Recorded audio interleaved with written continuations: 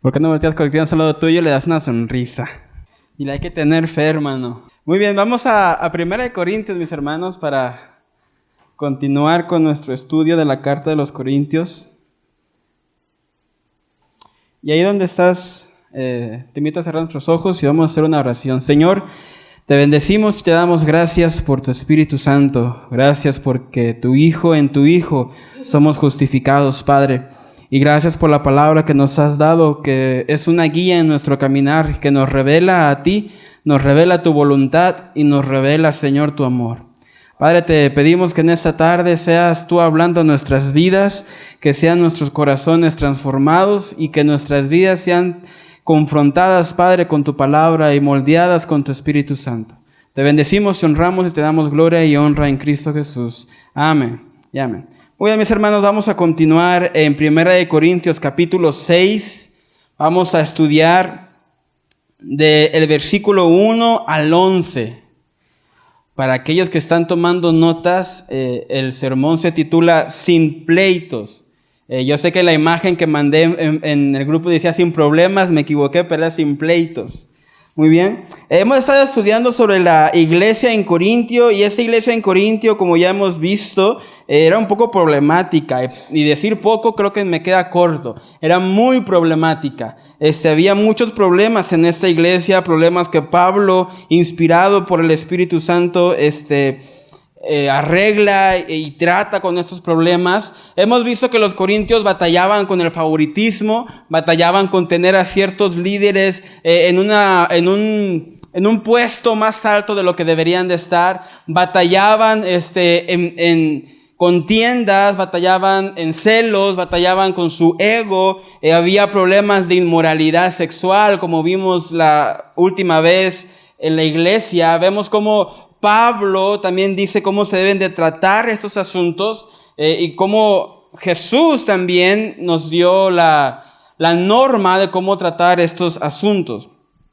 En el capítulo 6, Pablo comienza a hablar sobre un problema muy grave en la iglesia. Y este problema básicamente era que en los corintios, cuando había pleitos, los pleitos entre hermanos, ojo, entre hermanos, los pleitos entre hermanos no se solucionaban en la iglesia. Los pleitos entre hermanos se iban a corte, ¿sí? Y en la corte hacían todo este show, se peleaban. Y lo que Pablo dice, en pocas palabras, como vamos a ver más adelante, lo que Pablo dice es que esto es un mal testimonio. ¿Cómo vamos a ser cristianos, creyentes del Dios verdadero, que se aman unos a los otros y estamos peleándonos en las cortes incrédulas? Es lo que dice Pablo. Así que en esta tarde vamos a estudiar estos pasajes. Podemos ir a Corintios capítulo 6, versículo 1, leemos rápidamente y entramos en materia. Dice Pablo: ¿os alguno de vosotros, cuando tiene algo en contra otro, ir a juicio delante de los injustos y no delante de los santos? ¿O no sabéis que los santos han de juzgar el mundo? Y si el mundo ha de ser juzgado por vosotros, ¿sois indignos de juzgar cosas muy pequeñas? ¿O no sabéis que hemos de juzgar a los ángeles? ¿Cuántos más las cosas de la vida? Si pues tenéis juicio sobre cosas de esta vida, ¿ponéis para juzgar a los que son de menor estima en la iglesia? Para avergonzaros los digo. Pues que no hay entre vosotros sabio, ni aun uno que pueda juzgar entre sus hermanos, sino que el hermano con el hermano pleitea en juicio, y esto ante los incrédulos. Así que, por cierto, es una falta en vosotros que tengáis pleitos entre vosotros mismos. ¿Por qué no sufrís más bien el agravio? ¿Por qué no sufrís más bien el ser defraudados? Pero vosotros cometéis el agravio y defraudáis, y esto a los hermanos. ¿No sabéis que los injustos no heredarán el reino de Dios? No erréis, ni los fornicarios, ni los idólatras, ni los adúlteros, ni los afeminados, ni los que se echan con varones, ni los ladrones, ni los avaros, ni los borrachos, ni los maldicientes, ni los estafadores heredarán el reino de Dios. Y esto erais algunos, mas ya habéis sido lavados, ya habéis sido santificados, ya habéis sido justificados en el nombre del Señor Jesús y por el Espíritu de nuestro Dios. Muy bien, Pablo aquí está tratando un tema gravísimo. Un tema que se da en muchas iglesias, lamentablemente. Un tema que podemos llegar a experimentar. Pero un tema, mis hermanos, que es necesario saber cómo tratar. Hay que entender que los hermanos dentro de la iglesia, número uno, podemos estar enojados uno con el otro. No debemos de. Está mal. Pero puede llegar a darse la situación. ¿Por qué? Porque somos humanos. ¿Sí? Pasamos mucho tiempo juntos, a veces pensamos diferente, tenemos gustos diferentes. Algunos tal vez son más organizados que otros, o más limpios que otros, o tienen diferentes gustos. A algunos les gusta estar en el día, a otros les gusta estar en la noche. Inevitablemente, mis hermanos, puede llegar que haya algún conflicto entre un hermano y otro. Pero como dice Pablo, si llega a pasar esto, que está mal, si llega a pasar esto, es necesario que se arregle dentro de la iglesia. Dentro de la iglesia. Vamos a ver más adelante cómo es que también el gobierno civil entra en acción en ciertas áreas, pero la iglesia también debe de aprender a manejar su casa, a manejar sus propios problemas. Así que vamos a ver 3 puntos. Trataré de ser lo más conciso para no alargarme mucho. Número 1. El punto número 1 se titula "Como no debe ser". Como no debe ser. Estaba pasando un problema en Corintio y Pablo básicamente está diciendo, miren, iglesia de Corintios, así no deben de ser las cosas. Nuestro primer punto se encuentra en el versículo 1 al versículo 6. Versículo 1 dice Pablo, ¿osa alguno de vosotros cuando tiene algo contra otro ir a juicio delante de los injustos y no delante de los santos? Aquí el versículo 1, déjame el versículo 1. Aquí está pasando algo interesante. Que los corintios, cuando había pleitos, cuando había conflictos, ellos no optaban por el consejo de la iglesia. No optaban por el consejo de algún sabio, de algún líder, del pastor. No optaban por eso. Los cristianos de Corintio optaban por ir a juicio, pleitar, estar haciendo un escándalo delante, como dice Pablo, delante de los injustos, delante de los incrédulos, delante de aquellos, como dice la Biblia, que tienen el entendimiento entenebrecido. Así que, así como los cristianos no son responsables de regular las vidas de los no cristianos, ¿verdad? Nosotros no somos responsables de regular la vida de aquellos que están en el mundo. Tampoco el mundo debe ser responsable de tener que lidiar con los asuntos de la iglesia. Como diré más adelante, hay un lugar y hay circunstancias en las que debe de haber algún tribunal civil por cuestiones legales. Pero si son cosas que la iglesia puede solucionar, ¿por qué ir a dar mal testimonio allá afuera con la gente que no conoce de Cristo?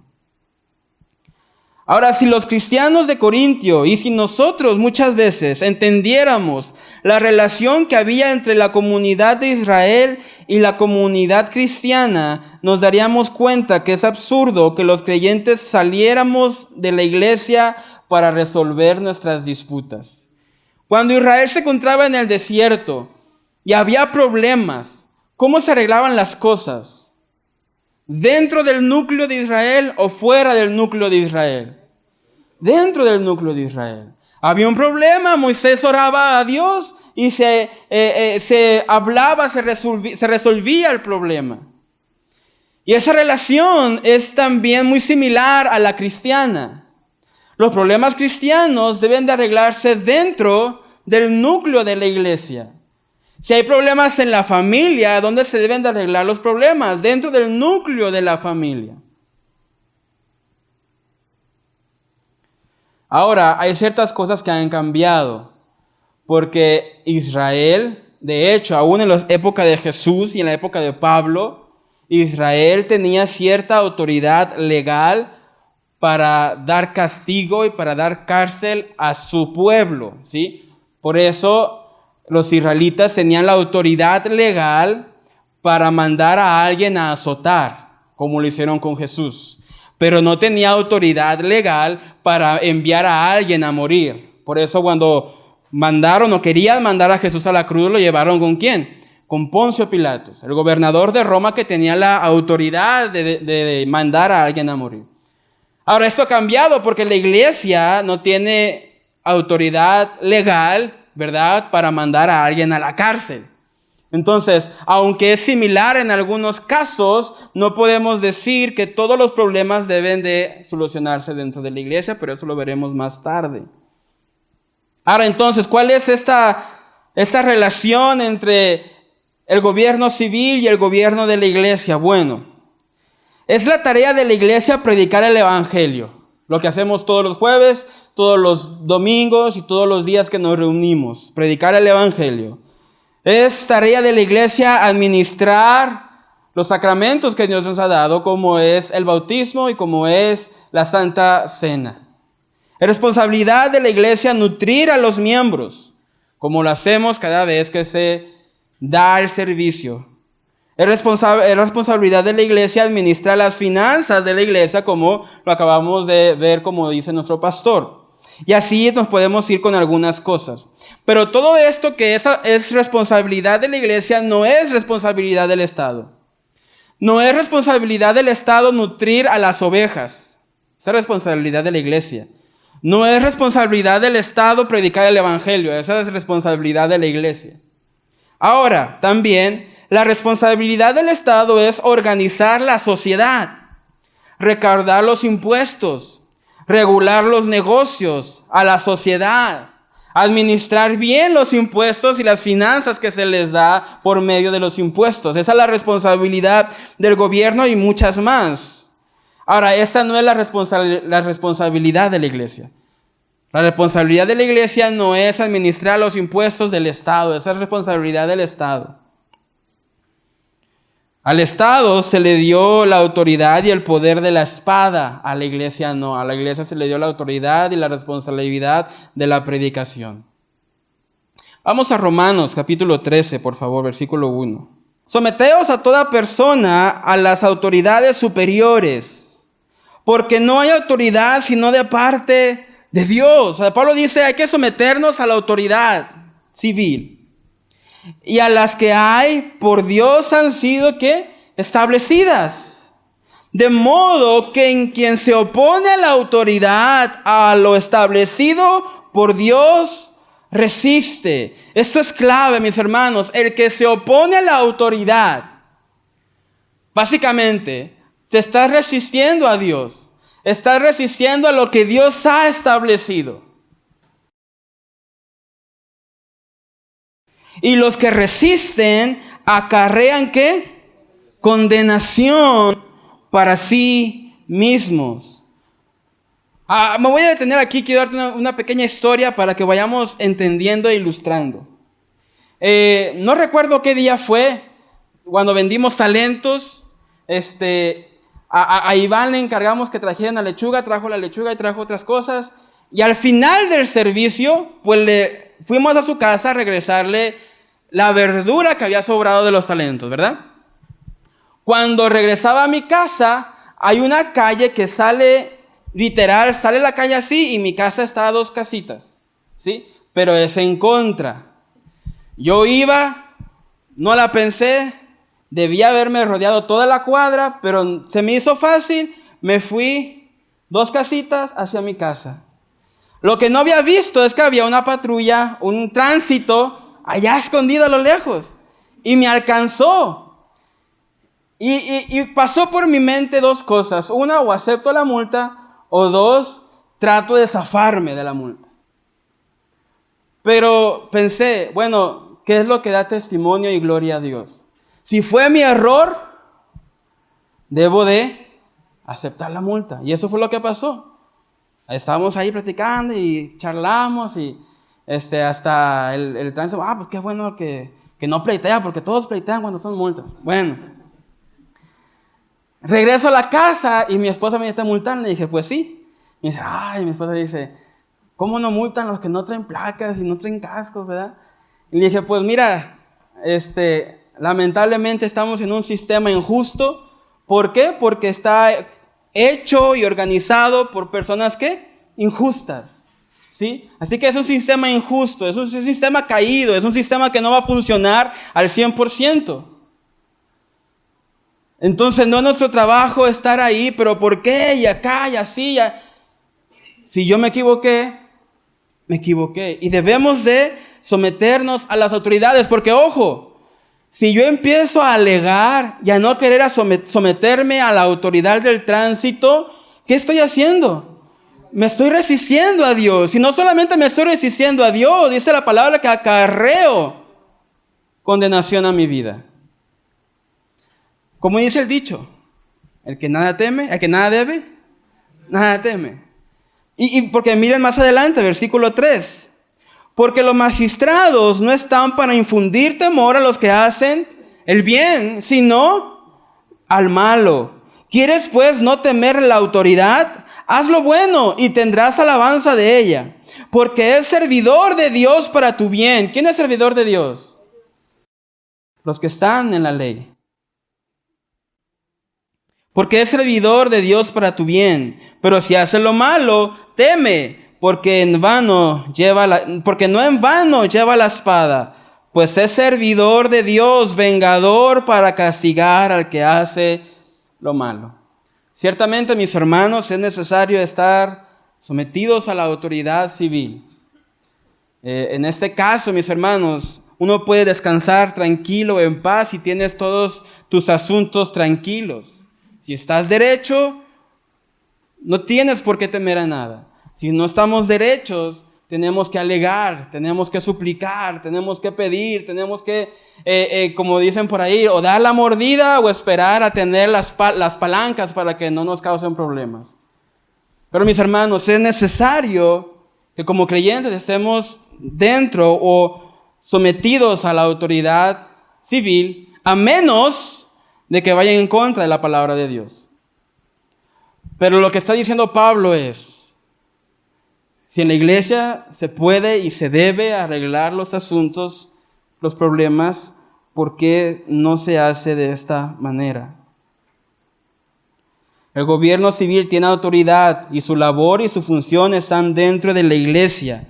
La iglesia tiene su función y autoridad dentro de la comunidad de Dios. El punto que Pablo hace aquí es que es mal testimonio que un creyente vaya a los tribunales civiles por cosas que se pueden resolver dentro de la iglesia entre los creyentes. Es mal testimonio que estemos pleitando allá afuera, ofendiéndonos muchas veces allá afuera, dando mal testimonio, dando falso testimonio, cuando los problemas se pueden solucionar. Aquí dice el versículo 2. ¿O no sabéis que los santos han de juzgar al mundo? Y si el mundo ha de ser juzgado por vosotros, sois indignos de juzgar cosas muy pequeñas. Pablo dice, ¿o no sabéis que los santos han de juzgar al mundo? La Biblia no es muy específica y muy clara en cómo los creyentes participarán en el juicio de Dios al mundo, pero la Biblia enseña que los creyentes participaremos en ese juicio. Y Pablo dice, si al final de los tiempos formaremos parte, participaremos de algún modo del juicio de Dios al mundo, ¿a poco no podemos solucionar cosas tan pequeñas?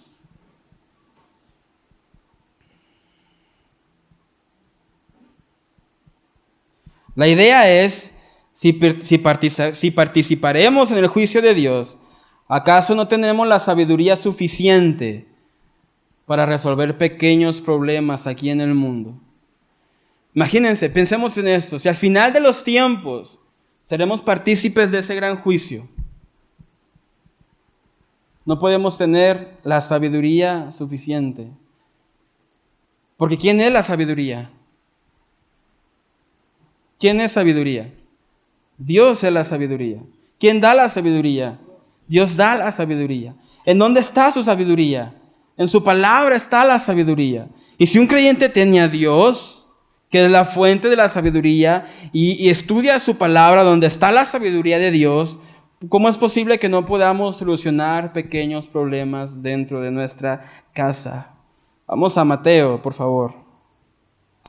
Mateo capítulo 19. Y Jesús les dijo: de cierto os digo que en la regeneración, cuando el Hijo del Hombre se siente en el trono de su gloria, vosotros que me habéis seguido también os sentaréis sobre 12 tronos para juzgar a los 12 tribus de Israel. Eso se lo dijo Jesús a los discípulos. Mateo 19, versículo 28.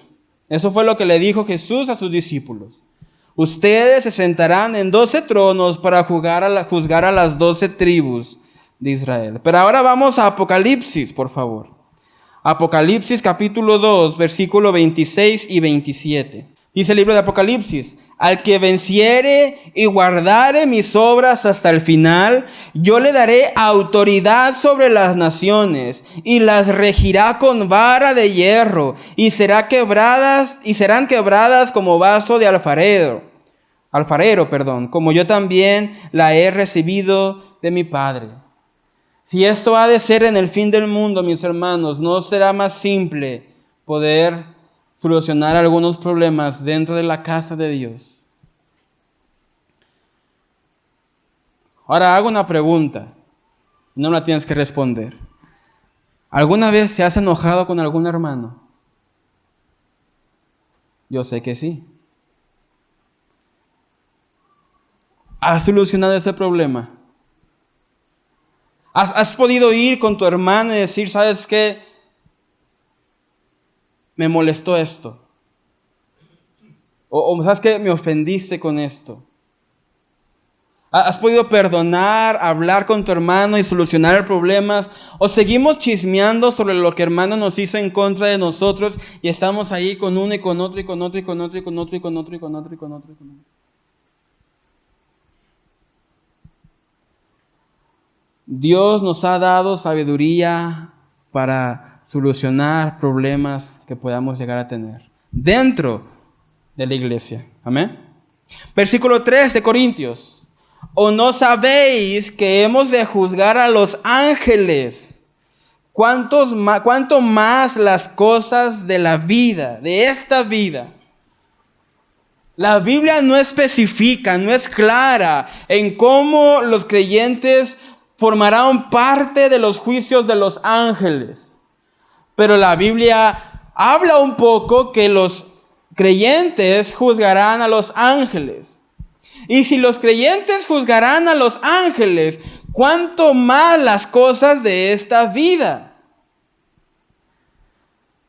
En pocas palabras, mis hermanos, si Dios espera que tengamos la sabiduría suficiente, y de hecho Él nos las va a dar, tendremos la sabiduría suficiente para juzgar al mundo, para juzgar a los ángeles.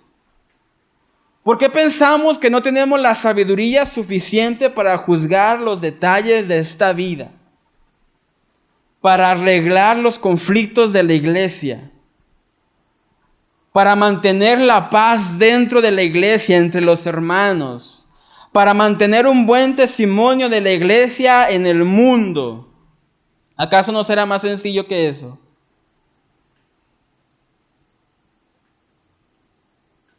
Versículo 4. Dice de Corintios. Si me lo puedes buscar también, Iván, en la traducción lenguaje actual y la Biblia de las Américas, por favor.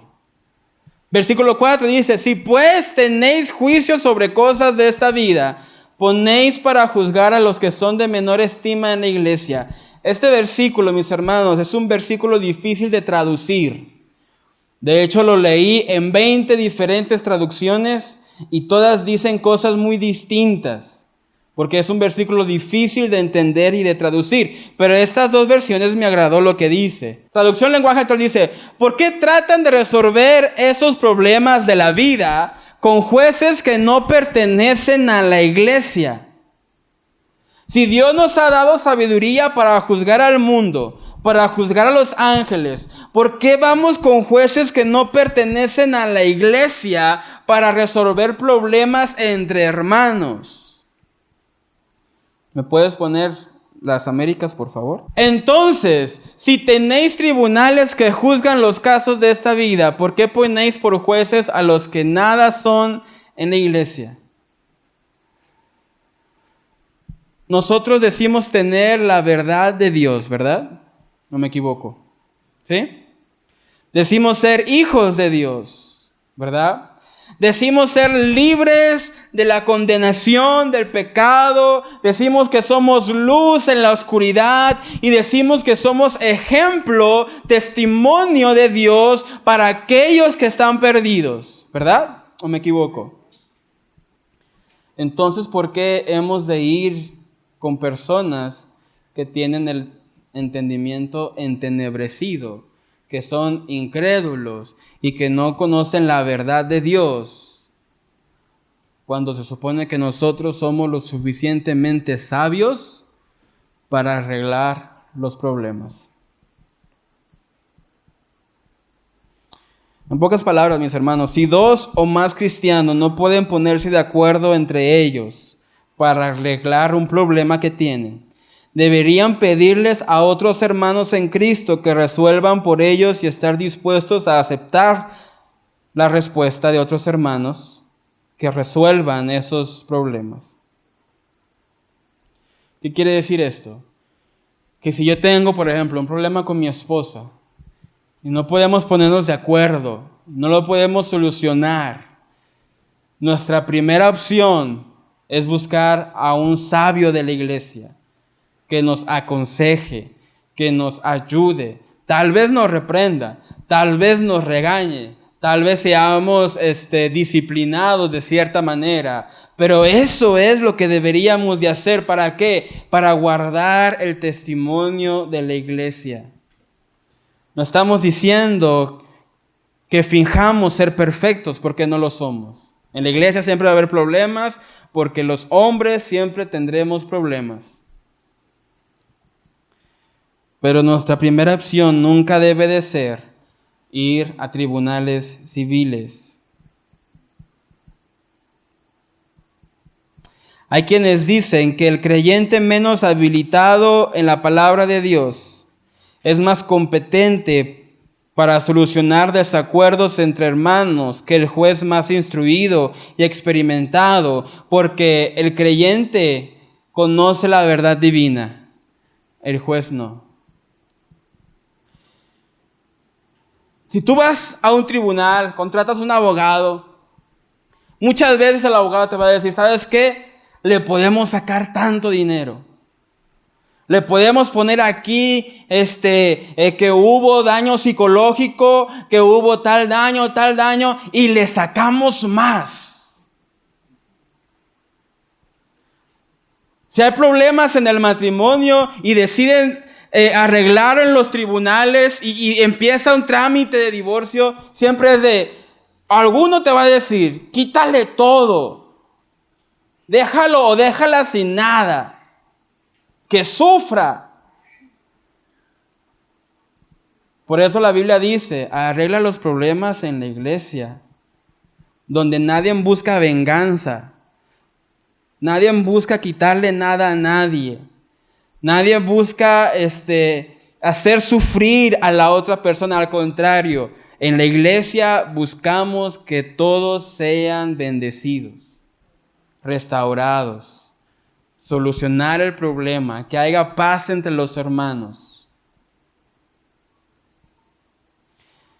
Versículo 5.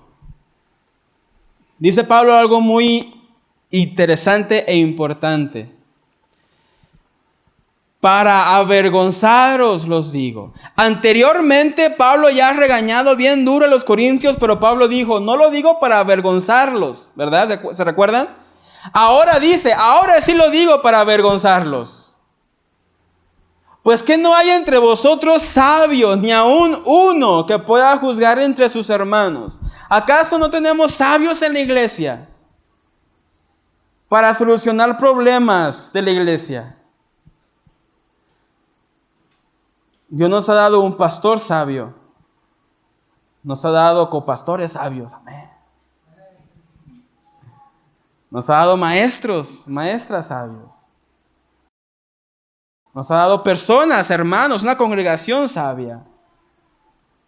Dice Pablo, Corintios, ahora sí lo digo para darles vergüenza, que les dé vergüenza, que se dicen ser tan filósofos y los corintios dicen ser tan llenos de la palabra y tienen todos los dones y son prosperados y no les hace falta nada, pero no hay sabios. Ahora sí, tengan vergüenza, porque los problemas deberían solucionarse en casa. Ahora, en nuestra sociedad, como decíamos, la iglesia no tiene autoridad legal para hacer ciertas cosas. Entonces, en nuestra sociedad resulta a veces inevitable que los pleitos entre cristianos terminen en algún tribunal secular. Pero si nos vemos en esa situación, debemos pensar en glorificar a Dios y buscar justicia.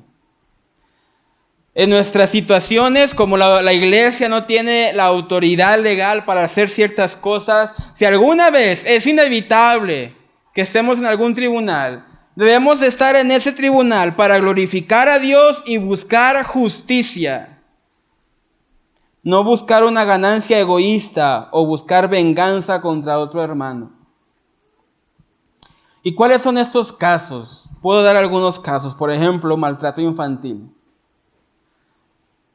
Si hay algún maltrato infantil que necesite la intervención civil, debemos de ir al tribunal civil.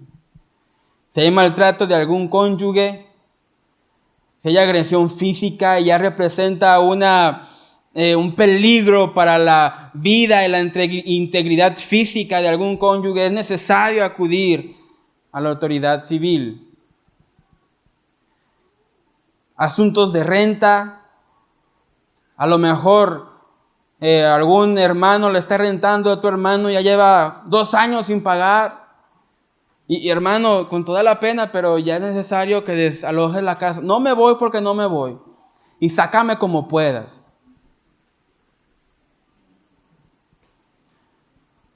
Algún divorcio, que algún incrédulo quiera divorciarse de algún creyente. Ahora, esto se arregla en el tribunal civil no porque la iglesia no tenga la sabiduría para arreglar las cosas, porque la iglesia tiene la capacidad de la sabiduría para arreglar estos problemas. Pero es necesario el gobierno civil porque la iglesia no tiene la autoridad para estas cosas. Un pastor no tiene la autoridad para divorciar a alguien. Un pastor no tiene la autoridad para casar a alguien legalmente en lo civil. Un pastor no tiene la autoridad para mandar a alguien a la cárcel por abuso físico o sexual o por lo que tú quieras. Entonces, en algunos casos es inevitable estar en estos juzgados, pero si llegamos a estar en estos juzgados, ¿cuál debe ser nuestra actitud?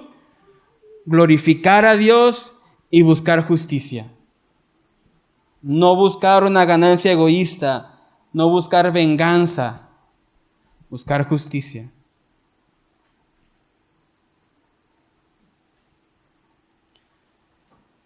Vamos a Primera de Juan, por favor. Capítulo 3, versículo 10. En esto se manifiestan los hijos de Dios y los hijos del diablo. Todo aquel que no hace ¿qué? Justicia y que no ama a su hermano no es de Dios. Porque este es el mensaje que habéis oído desde el principio, que nos amemos unos a otros. En esto se manifiestan los hijos del diablo. Todo aquel que no hace justicia, todo aquel que no busca la justicia, que no ama a su hermano, que busca tal vez venganza, que busca una ganancia egoísta. Como decíamos hace rato, ¿verdad? El abogado te podrá decir, mira, aquí le podemos sacar tanto. Porque este es el mensaje. Y en esto se manifiestan los hijos de Dios. Que nos amemos unos a los otros. El amarnos unos a los otros no significa que nunca va a haber conflictos. Que no es bueno y no está bien.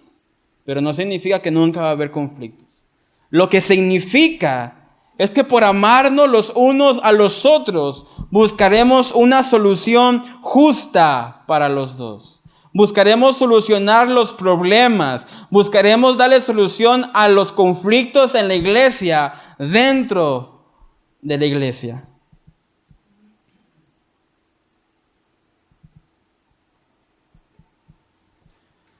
Mira qué triste es a veces escuchar testimonios, ni testimonios son, escuchar historias de personas que decían ser cristianos, pero que pleitaban con todo el mundo allá afuera. Es triste. ¿Por qué? Porque ¿qué testimonio le estamos dando al mundo? Decimos que Dios nos transformó nuestra vida, ¿verdad? Que nos cambió, que nos dio vida, que nos dio gozo, que nos dio paz, que nos dio vida en abundancia. Y se nos reconoce como la persona pleitera allá afuera. Esto es triste. Y esto es como no debe de ser. Pablo dice, los problemas de casa se solucionan en casa. ¿Por qué? Porque Dios nos ha dado suficiente sabiduría para solucionar los problemas. Si es necesario un tribunal civil por ciertas circunstancias especiales como las que nombramos hace rato, busca siempre glorificar a Dios y justicia. No busques venganza, no busques una ganancia egoísta. Busca la gloria de Dios. A esto nos lleva a nuestro segundo punto. Nuestro segundo punto es cómo debe de ser. Cómo sí debe de ser las cosas. Cómo debe de ser la actitud del creyente sobre los problemas dentro de la casa de Dios.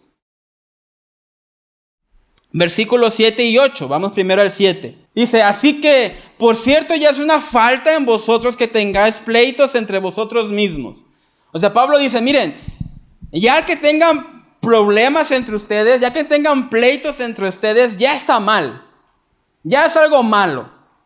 Sí, no somos perfectos, lo sabemos. Pero eso no es excusa para que haya pleitos entre nosotros. Eso ya de por sí es malo, dice Pablo. Es malo. Que haya conflicto entre hermanos, pleito entre hermanos, que un hermano esté peleado con otro hermano, eso ya es malo de sí solo. Pero después dice, ¿por qué no sufrís más bien el agravio? ¿Por qué no sufrís más bien el ser defraudados? Aquí viene lo duro y lo difícil. Porque Pablo dice, mira, en vez de estar peleando allá afuera en los juzgados civiles, incrédulos que no conocen la verdad de Dios, ¿por qué no mejor te tragas la ofensa? ¿Por qué no mejor aceptas, y dice él, el ser defraudado? ¿Por qué no te tragas la ofensa? A veces decimos amar a nuestro prójimo, ser compasivos, ser misericordiosos con nuestro prójimo. Pero que nadie me haga algo a mí, porque se me olvida lo misericordioso. Se me olvida la bondad. Dice Pablo, ¿por qué no mejor te tragas la ofensa? Y el punto aquí no es que los cristianos deberíamos ser alentados a consentir pasivamente el abuso a otros. Eso no es lo que está diciendo Pablo aquí. Los cristianos no debemos consentir el abuso a otros. Eso no es lo que dice Pablo. Después de todo, el engaño y la injusticia ni siquiera debe de existir entre nosotros. Así que no piensen, hermanos, que la Biblia enseña que debemos permitir el abuso a otras personas. Eso no es lo que enseña la Biblia. El hecho es que nosotros debemos de aprender a perdonar a nuestros hermanos. Vamos a Mateo capítulo 18, un versículo que ya conocemos mucho.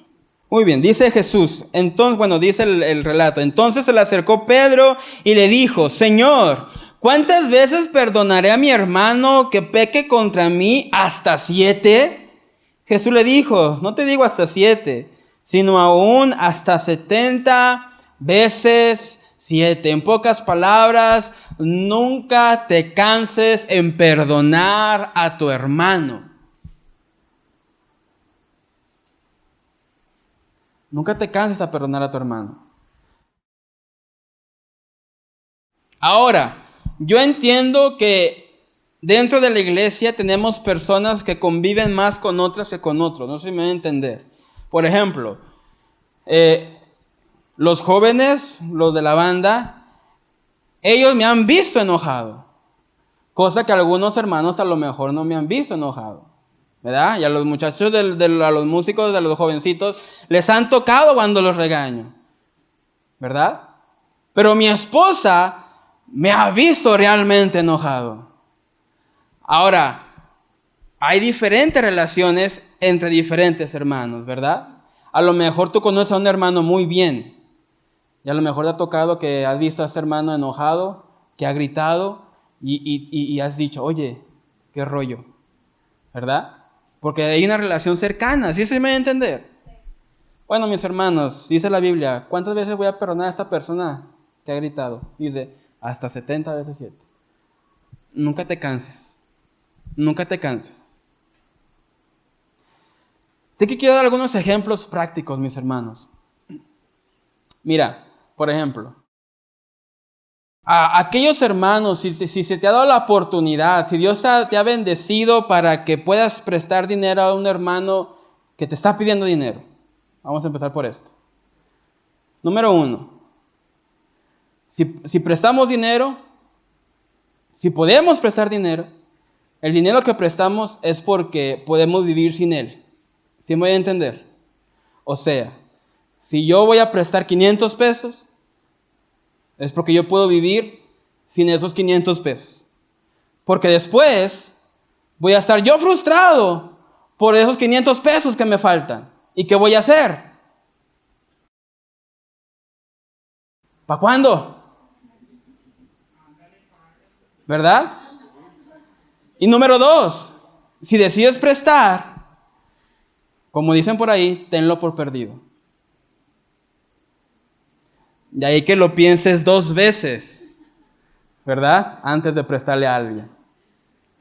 ¿Por qué? Porque no conoces a la persona. Caras vemos, corazones no sabemos. Así que mis hermanos, y lo digo porque se ha dado mucho en este pueblo y en nuestro contexto que pasa mucho esto. Si prestamos dinero, asegurémonos que lo que vamos a prestar podemos vivir sin ello. Porque sería ilógico que yo prestara el dinero de la renta de mi casa y que después esté angustiado porque no tengo el dinero de la renta de mi casa. ¿Se entiende? Y número 3, si vamos a prestar, como veíamos ahorita, busquemos lo justo. No cobremos intereses. ¿Por qué? Porque tú estás ayudando a alguien. Si quieres cobrar intereses, haz un negocio legal, en donde tu negocio tendrás que pagar impuestos. ¿Se entiende? Porque de esta manera podemos aprovecharnos mucho de las necesidades de las personas. Y eso no es de hermanos. ¿Se entiende? Y hermano que pides prestado, paga. Ten la honestidad de pagar. ¿Por qué? Porque es mal testimonio. Para ti, y no solo para ti, para toda la iglesia. Como decíamos la última vez con el conflicto de la inmoralidad. Si las personas en el mundo conocen a una persona que anda mal sexualmente, no solamente van a juzgar a esa persona, van a juzgar en la iglesia donde se congrega. Y es la misma manera. Si allá en el mundo se sabe de una persona que se aprovecha de las necesidades de otras personas al prestar y cobrarles muchos intereses, no solamente estás dando mal testimonio, estás dando mal testimonio para esta iglesia. De igual manera, los que no pagan, no solamente das mal testimonio para ti, das mal testimonio para esta iglesia, para tu familia en Cristo. Así que dice Pablo, trágate la ofensa.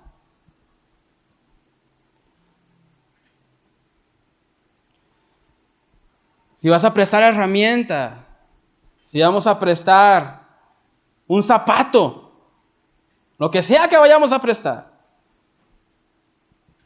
asegúrate que puedes vivir sin esa cosa. O ten mucha confianza. Y si tú pides prestado, asegúrate de devolver. Y en todo, mis hermanos, que me gritó, trágate la ofensa. Que no me saludó, trágate la ofensa. Que habló mal de mí, trágate la ofensa. Que me miró feo, trágate la ofensa. ¿Acaso Dios no nos ha perdonado más? ¿Se recuerdan de aquella parábola? Que el rey manda a mandar a aquel que le debía una cierta cantidad, le dice, ten paciencia, te voy a pagar, pero dame chance. Y dice el rey, está bien. Y luego sale esta persona y se encuentra un consiervo, un compañero de trabajo, que le debía algo menor. Y a él, págame, deme paciencia. No, ¿cuál paciencia? Págame. Y lo metió a la cárcel. Y cuando el rey se enteró de eso, le fue peor. ¿Acaso Dios no nos ha perdonado más como para que nosotros no podamos perdonar ciertas ofensas de nuestros hermanos? Así que te hago una pregunta, no me la contestes. ¿Has perdonado si algún hermano te ha ofendido en alguna ocasión? A lo mejor fue sin querer. Ay, no me saludó. A lo mejor no te vio. A lo mejor tenía otras cosas en la cabeza. Pero has perdonado. Has aprendido a tragarte la ofensa. ¿O buscas venganza?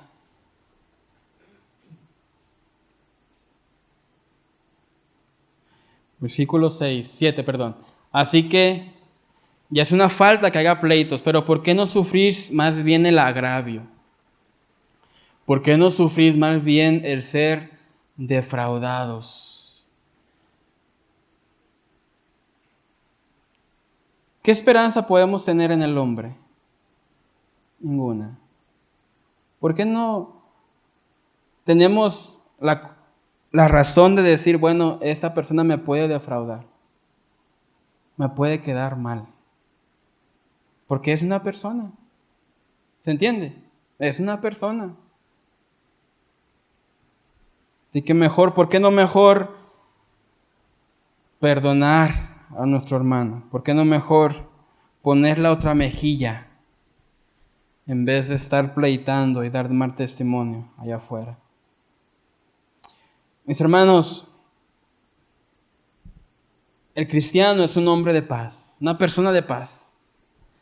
El cristiano dice tener la sabiduría de lo alto. Dice tener la palabra de Dios que enseña la verdad. Y decimos que los católicos romanos tienen la palabra de Dios, pero no la entienden, ¿verdad? No la conocen. Sería ilógico entonces, mis hermanos, que allá afuera se arreglen mejor las cosas que acá adentro. ¿Por qué? Por aquí adentro está la sabiduría de Dios, el amor de Dios, la paz de Dios, la bondad de Dios. Y punto número 3, mis hermanos. El carácter que necesitamos. El carácter que necesitamos.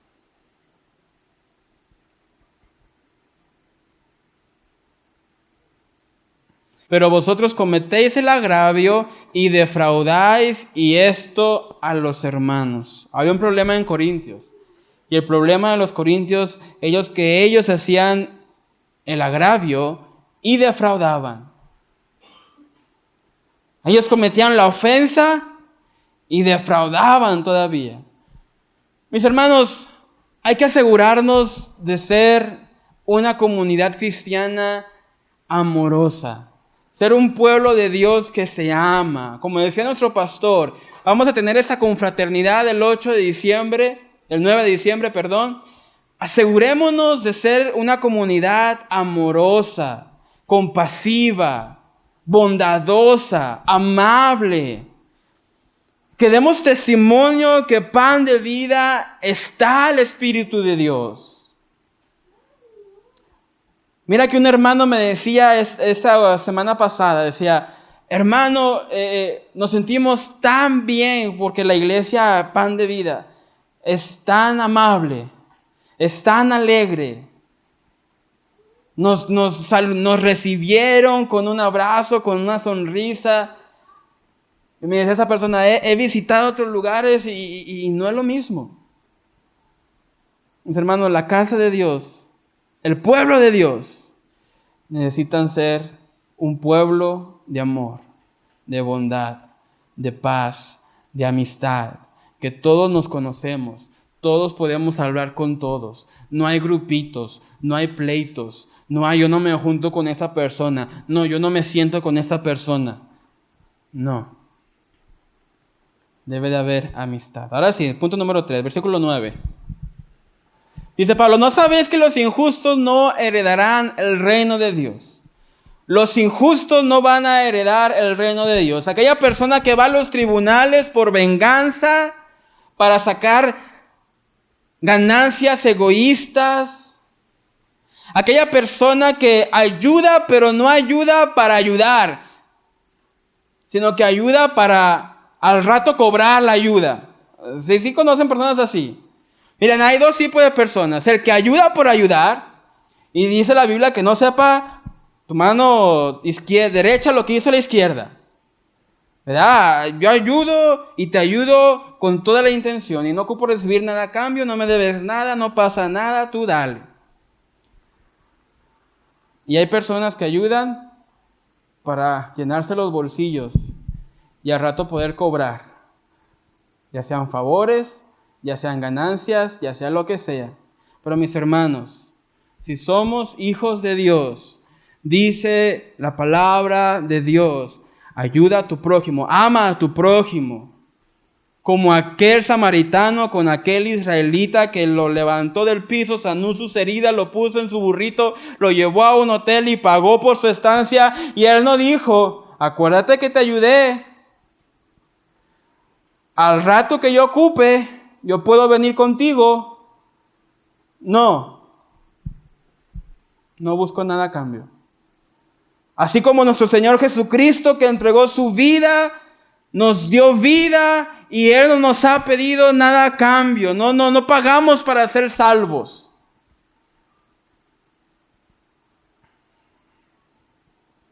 Los injustos no heredarán el reino de Dios. Pero también dice, no erréis.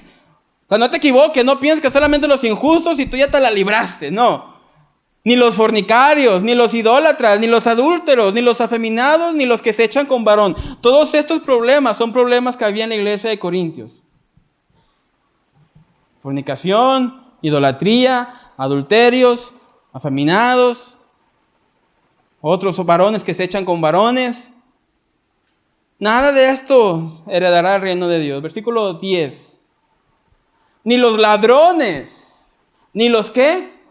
Avaros, ni los borrachos, ni los maldicientes, ni los estafadores heredarán el reino de Dios. Y quiero aclarar que estafar no solamente es con dinero. También se puede estafar con muchas cosas, mis hermanos. Pero ninguna de estas cosas, ninguna persona que practica estas cosas va a heredar el reino de Dios.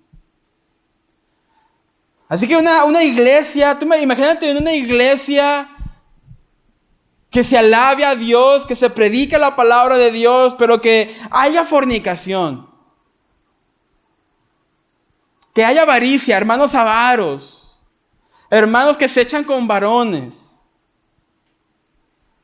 fornicarios, adúlteros, idólatras, ladrones, borrachos, maldicientes, estafadores.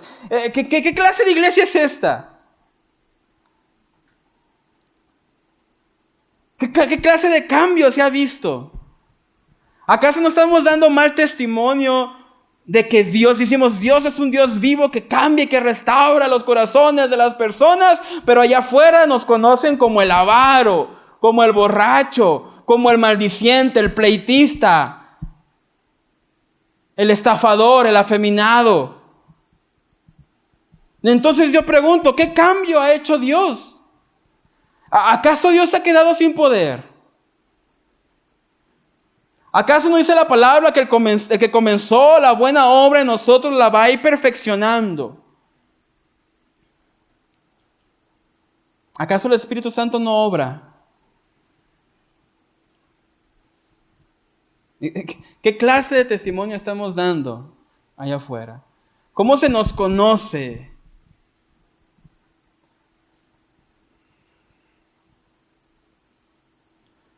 Somos la persona que es amorosa,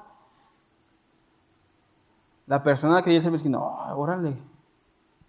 Somos aquel matrimonio que es ejemplo para la cuadra. O somos aquellos que dicen, pues ¿dónde ¿cómo dirán de nosotros? Pues ¿dónde te congregas para ir? ¿Dicen eso o dirán, pues ¿dónde te congregas para no ir?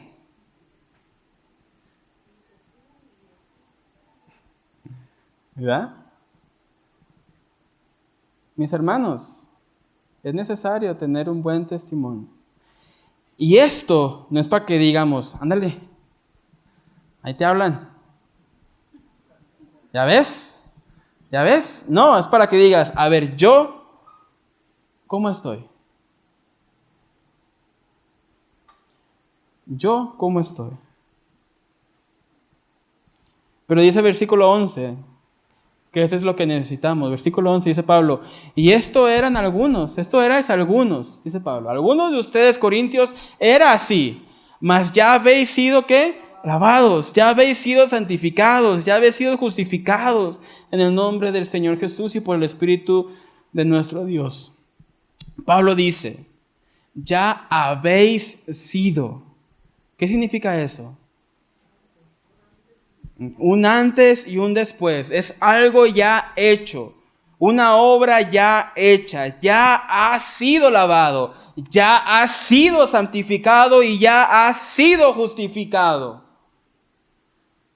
No, yo no estoy esperando que Dios en 10 años, pues a ver si ya me empieza a santificar. No, Dios ya me ha santificado. Ya me ha justificado. Ya he sido lavado por la sangre de Cristo.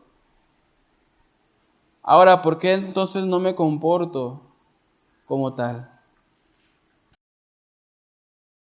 Hay que aclarar algo, mis hermanos. No afecta en nada lo que fuiste antes de ser salvo. No afecta. Si tú fuiste borracho en el pasado, no afecta. ¿Por qué? Porque eres nueva criatura en Cristo. No tiene importancia tu pasado. Pero sí importa mucho lo que un creyente después de la salvación hace. Lo que ya hiciste antes de la salvación, ya está. Pero ahora después de ser salvo, lo que estás haciendo importa mucho. Pero mis pecados fueron perdonados, sí. Pero ¿cuál es el fruto que estás dando? ¿Cuál es el testimonio que estás dando? Dice la Escritura, porque aquel que está en Cristo es nueva criatura, de las cosas viejas pasaron. Ahora somos nuevas, ¿qué? Criaturas. Ahora, la pregunta es, ¿somos nuevas criaturas? ¿Nos estamos comportando como unas nuevas criaturas? No solamente aquí, porque aquí puede ser algo fácil.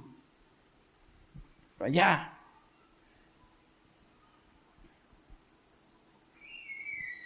Pablo dice que ya hemos sido lavados. Vamos a Tito, capítulo 3, versículo 5, por favor.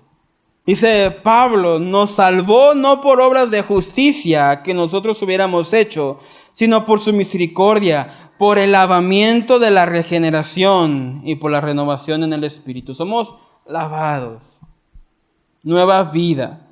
Segunda de Corintios capítulo 5, versículo 17 dice, de modo que si alguno está en Cristo, nueva criatura es, las cosas viejas pasaron, he aquí todas son hechas nuevas. Efesios 2:10 dice, porque somos hechura suya, creados en Cristo Jesús para buenas obras, las cuales Dios preparó de antemano para que anduviésemos en ellas. Somos hechura de Dios, ¿para qué? Para buenas obras.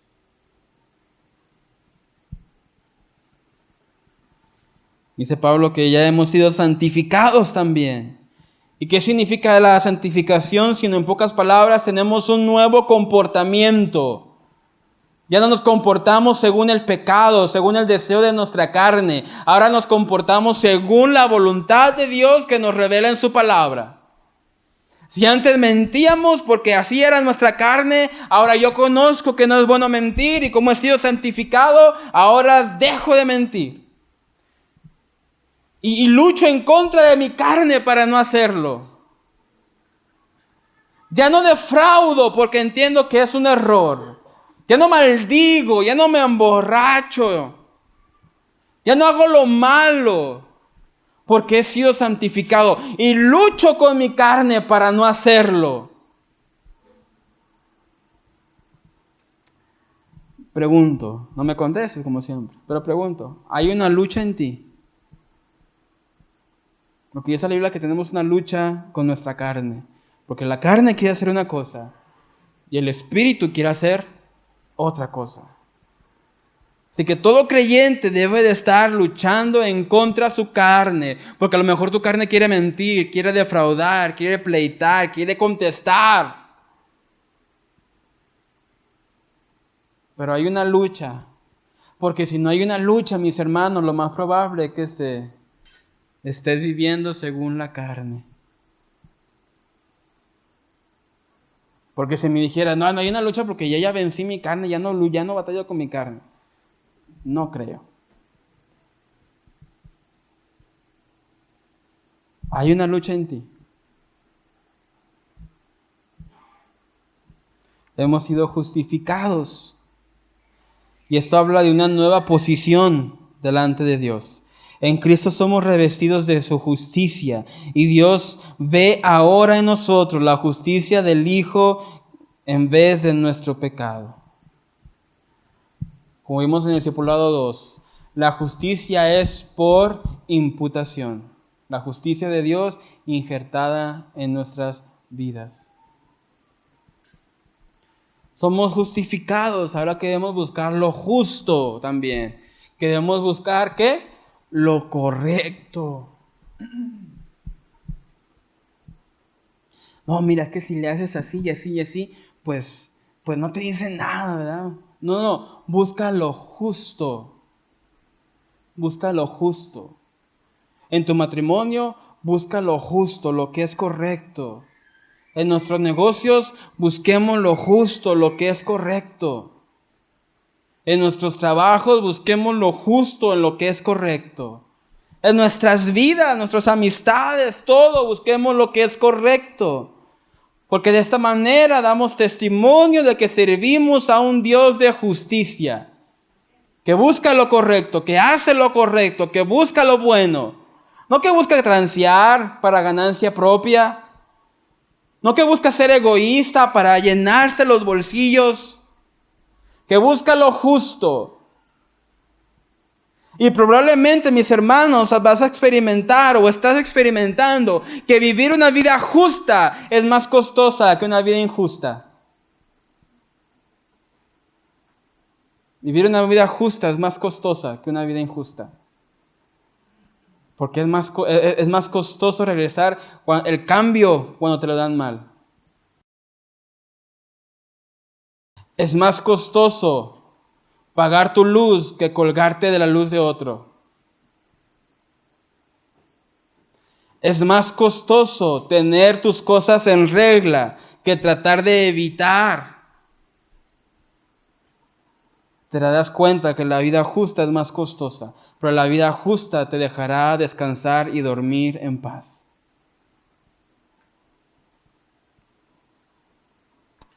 Y todo esto se hace en el nombre del Señor Jesús, por medio del Espíritu Santo. Yo pregunto, ¿qué tanto poder tiene el sacrificio de Dios, de Jesús en nuestras vidas? ¿Qué tanto poder? ¿Acaso es que ya 2000 años, 2023 años de que Jesús murió en la cruz, acaso su poder ya se está debilitando? ¿Acaso la obra del Espíritu Santo, ya el Espíritu ya se está agotando? Pues que imagínate 2000 años trabajando sin descansar y cambiando gente, y guiando gente y haciendo la obra. ¿Será que el Espíritu Santo se está cansando ya en esta época que pues ya no nos alcanza, ya no nos cambia por completo?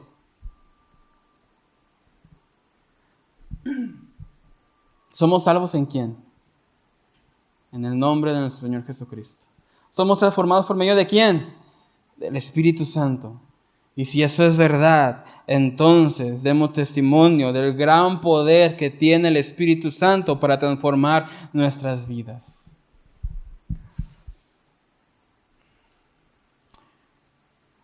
Una vida regenerada por el poder del Espíritu Santo debe de producir una forma de vivir transformada.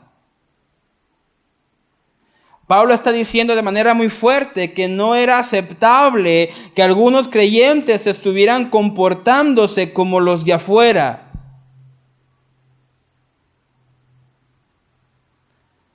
Si nos comportamos como los de afuera, mis hermanos, probablemente es porque no hemos sido alcanzados por la gracia de Dios. Porque ¿de qué sirve, mis hermanos, venir a este lugar, pero vivir otra cosa allá afuera?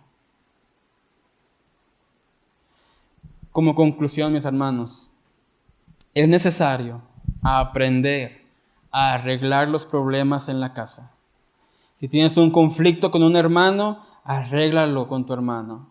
Si no puedes arreglarlo con tu hermano, ven con un sabio de la iglesia y arreglen el asunto. Número 2, aprende a perdonar. Trágate la ofensa. Es que me ofendió. Perdona. Es que me debe 500 pesos. Ya no prestes al otro.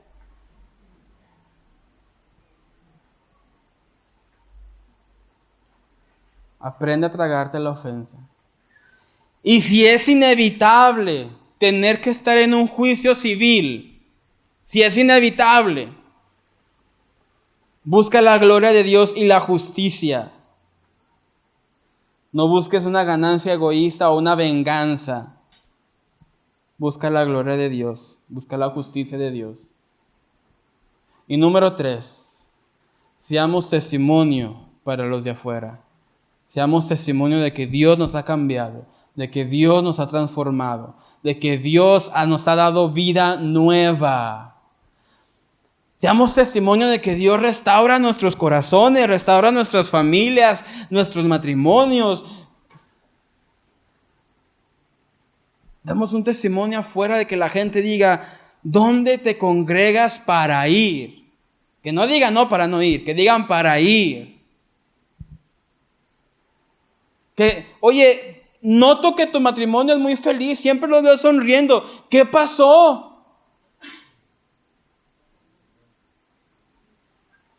Noto que estás muy tranquilo. ¿Qué pasó?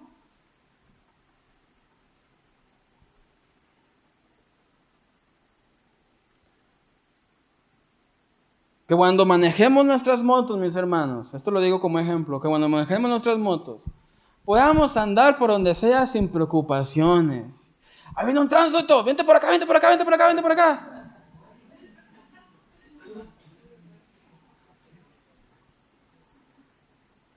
Así, sin preocupaciones. De igual, con todos mis hermanos. Ay, viene fulanito, vente por acá porque le debo dinero.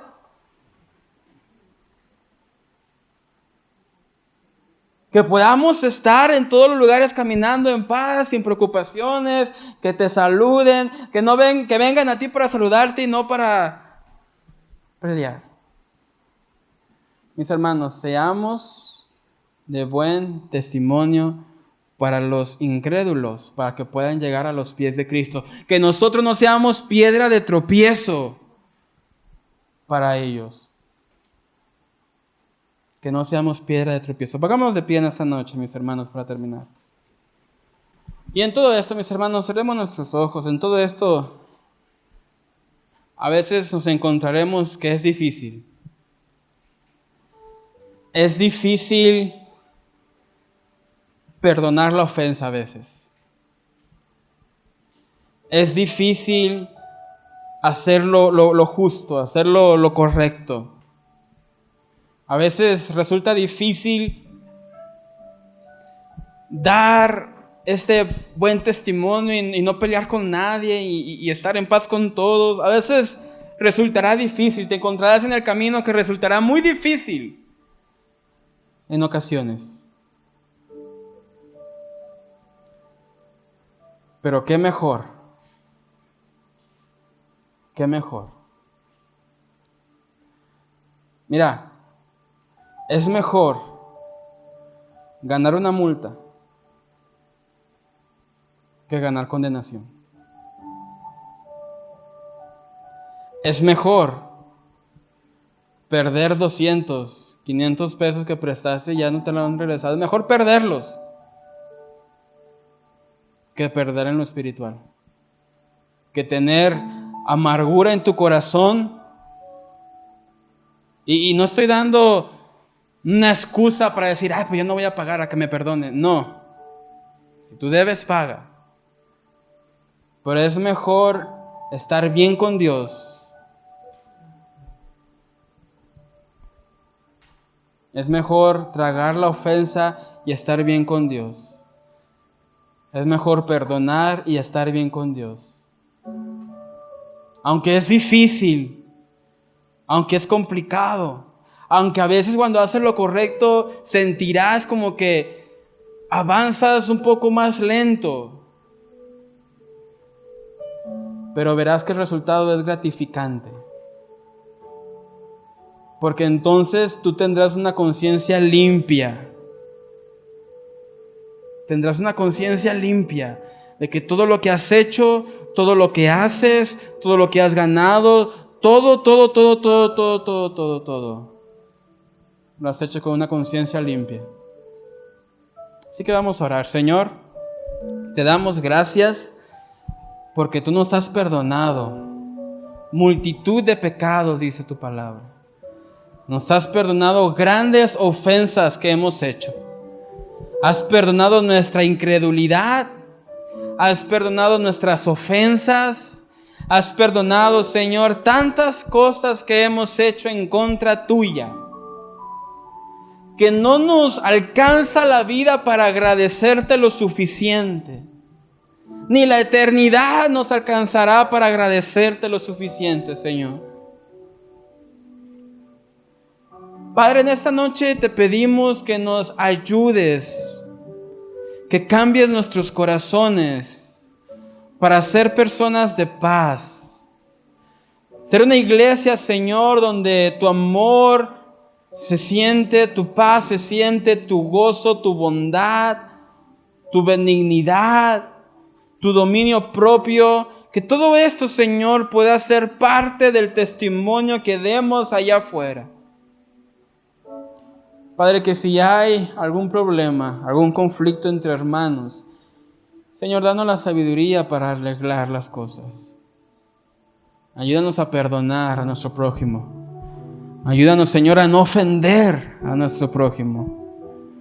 Ayúdanos, Padre, a siempre guardar un buen testimonio, a buscar lo recto, a buscar lo correcto, a buscar hacer, Señor, lo que es bueno para ti. Te damos gloria, te damos honra, porque tú eres fiel con nosotros. Y aún sabemos que si fallamos, Padre, tú permaneces con nosotros porque tú eres fiel. En el nombre de Jesús te adoramos. Por último, mis hermanos, les animo que si hay un conflicto entre un hermano,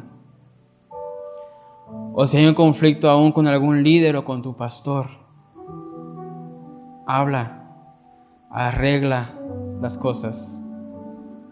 Arregla las cosas. que en la casa de Dios siempre haya paz entre los hermanos. Adoremos a Dios en esta noche.